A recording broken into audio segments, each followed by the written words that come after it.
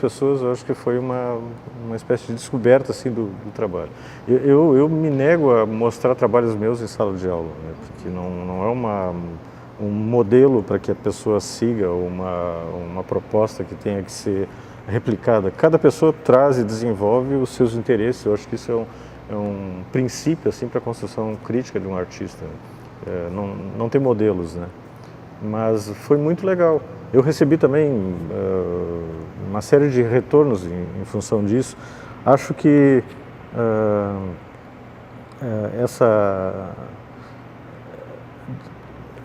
essa percepção de que tu tá, também eu entendo desse aspecto, mas eu não incentivo isso. Essa percepção de que alguém que está dando aula ali está porque teve um percurso de construção e de formação de um trabalho, eu acho que é importante para o aluno também, né? Sabe que tu não está ali porque tu caiu de paraquedas, mas porque assim como eles estão construindo a sua trajetória, a minha já tem algum tempo já, né? Isso eu acho interessante, né? Mas na medida do possível, essas coisas eu acho que elas fazem parte de outros momentos, assim, né? Enfim, não sei, eu não sou muito vaidoso com essas coisas, né? Eu não tenho muito... Flávio, como que tu enxerga, por exemplo, o percurso do artista, ele não ter um grupo curatorial que escolha esses artistas? Né? O Departamento de Função Cultural tem autonomia para escolher esses artistas, ele não escuta o Instituto de Artes. Né? Ninguém escuta o Instituto de Artes. Não, mas assim, a gente não tem uma comissão. Tu Sim. falasse aqui da experiência do Uniarte, por exemplo, né? Vocês, enquanto Instituto de Artes, pensavam nas programações, faziam as propostas, o departamento era um meio para viabilizar as ações do Uniarte. Nesse caso do percurso, nós temos é um projeto do departamento, né? Sim. Como que tu enxerga essa autonomia do departamento, sendo tu um dos artistas participantes, mas tu já fosse vice-diretor? Eu vejo o seguinte, eu fui um dos artistas que participou, então eu tratar dessa questão com a isenção necessária, eu acho que não é possível, né? Por outro lado, tem essa questão que paira, assim, que é a ideia da curadoria, como uma instância legitimadora das eleições, das escolhas, enfim, né? Eu também não acho que ter uma curadoria ali vai fazer com que essa isenção ou que esse olhar porque eu acho que é um pouco do que está em jogo aí. Será que eles estão olhando para o lugar certo em escolher assim ou assado o conjunto de pessoas, né? Não me parece. A minha desconfiança como artista em relação a curador me faz pensar que isso não... E eu acho que o percurso do artista provou que isso não é necessariamente essencial, né?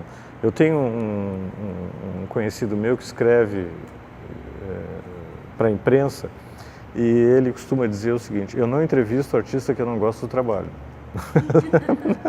Ele fala para mim com aquela cara de pau, né? Aí eu fico pensando, mas é bom, ele tem a sua razão, é uma eleição pessoal, ele escreve muito bem sobre aquilo que ele gosta porque ele defende aquela ideia, né? E nesse aspecto ele perde um pouco talvez essa neutralidade que se queira, mas ele ganha muito na força com que ele defende os seus argumentos, né? Então, dizendo isso, eu acho que as escolhas que tu fizeste foram totalmente pessoais, me parece, sabe? Foram aquelas que tu teve afinidade e que tu, enfim, apostou de uma forma que fez com que o projeto saísse do papel. E eu acho que, se tu me permite dizer, dos grandes receios que eu sentia naquela época era: se eu der essa função para uma outra comissão, será que vai ser possível sair do papel isso, né? Então eu acho que essas coisas elas obedeceram muito mais um sentido de realização do projeto do que tentar fazer toda a liturgia de passar por essas instâncias legitimadoras que, de um certo sentido, eu acho que são bastante contestadas na arte, né? A figura do curador eu vejo como uma figura extremamente ambígua, que trata tanto dos seus próprios interesses quanto de interesses de mercado, por exemplo. E principalmente presunção de que fazendo aquilo ali ele vai estar construindo uma história da arte ou uma história da teoria da arte que seja mais correta possível, né? Sabe-se lá, né?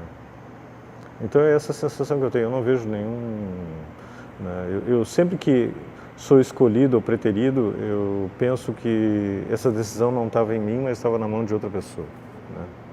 Então... O interessante das escolhas é que a gente argumenta no departamento que cada percurso fazia a gente experienciar algo que nos fazia escolher o próximo percurso. Então, as escolhas elas não estavam prontas no início do projeto. Sim. Né? Nós tínhamos algumas ideias e o interessante é que um foi completamente diferente do outro. Eu acho que sim. Mesmo estando no mesmo lugar, mesmo tendo as mesmas opções museográficas, sim. mas um foi completamente diferente do outro. Eu acho que sim, acho que foi. E eu acho que essa é a grande riqueza do projeto, né? E por isso esse reconhecimento tanto interno quanto externo. Mas eu me lembro que essas críticas sobre, afinal de contas, quais são os critérios para a escolha, elas foram bastante dissipadas pela eficiência de realização do projeto, sabe? Isso eu acho que foi uma coisa bem potente, assim, sabe? Porque sempre se pensa, bom, quem vai ser a próxima pessoa? Ninguém sabia do Instituto Charles quem ia ser a próxima pessoa, né? E eu acho que dentre os artistas, professores do IA, assim, qualquer um que fosse escolhido, sabe, ia representar a instituição. Eu acho que esse entendimento ele acabou sendo passado assim através dos projetos, sabe? Eu não sei, eu fiquei muito feliz de ter sido escolhido, né? E assim como já fui escolhido por comitês curatoriais, assim, né? Mas eu acho que essa questão ela se apagou pela realização do projeto, pela potência de realização do projeto, me parece. Não sei. Que ótimo. Flávio, para nós encerrarmos, tá? Qual a palavra que traduziria esse teu sentimento da vivência no percurso do artista? Pode ser duas. Pode ser uma frase. Pode ser uma frase. Qual é a palavra que tu acha que tu elegeria? Eu tenho uma palavra muito óbvia para isso. Para mim foi um pouco assim, esse movimento de olhar para as próprias entranhas, né? Que é a ideia de memória pessoal, eu acho, sabe? Porque no fim das contas, por mais que tu pensa no teu trabalho em relação ao outro, ao público, aquela proposta que tu expõe, ela acaba inevitavelmente te expondo também, né? E fazendo com que tu revisite a tua própria história, né? Então, para mim, a ideia de construção dessa memória pessoal, para mim, foi muito, muito forte, né? Tu sabes que na minha dissertação eu quero construir uma cartografia afetiva da URGS. Eu parto, então, da hipótese de que as pessoas se relacionam afetivamente com a universidade através da arte e da cultura. Isso é uma... E tendo o Unimúsica como um dos projetos, bom, então como que as pessoas se relacionam com o projeto? E no caso do percurso, como que vocês se relacionam com a instituição através desse projeto? Então, quando a universidade escolhe, né, vocês como artistas, quando o departamento escolhe vocês como artistas, bom, então como que vocês estão se sentindo em relação a essa escolha? Tu já respondesse, né? Eu acho que é uma... Deixa eu te contar uma coisa. Nós vivemos no Instituto de Artes com recursos extremamente limitados de ordem material, mas nós temos, essa é uma visão pessoal minha, né? Nós temos recursos assim riquíssimos de pessoas, sabe? Cada ano, cada turma de aluno que entra, seja na música, no teatro, nas artes visuais, a gente vê nascer uma força muito grande através da empolgação, através daquilo que as pessoas têm para doar como capacidade criativa de trabalho, que eu acho assim fantástico, sabe?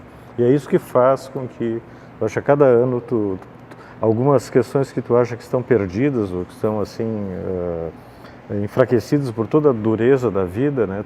Vem uma turma assim que tu tem que, em vez de tu fazer com que eles corram, tu que tem que correr atrás, sabe? Como professor eu sinto muito isso, né? Então eu acho que essa é uma característica que a arte tem, que as formas de expressão têm, que elas ganham a sua força a partir da relação. Não é aquela que dentro de uma obra de arte esteja imbuída ali todo o sentido do que seja arte, mas é na forma como ela constitui uma relação entre o espectador, entre uma determinada comunidade, entre, enfim, o quanto ela pode ser significativa num determinado contexto, né? Então a palavra relação, eu acho que é uma palavra-chave para se pensar a força que essas manifestações da arte, da cultura têm, né, na minha opinião. E se expressam lá quando o cara faz o vestibular e entra lá e tu vê que era uma pessoa que parece que a vida sempre devia estar ali, pela força que tem, né? Então isso eu acho que mantém vivo ainda, né? Acho que sim. As pessoas.